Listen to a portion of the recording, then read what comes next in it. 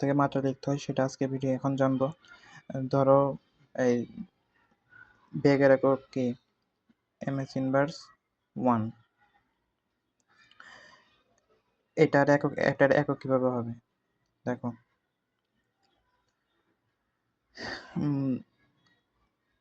এমটা কি? মিটার কার একক? দৈর্ঘ্যের একক। এস কি? সেকেন্ডের কি? সময় টি। আর ইনভার্স, তাহলে এটা কি গেল? ব্যাক।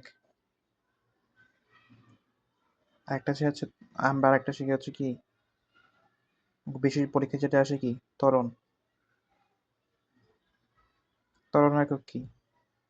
ms inverse 2। এম কি?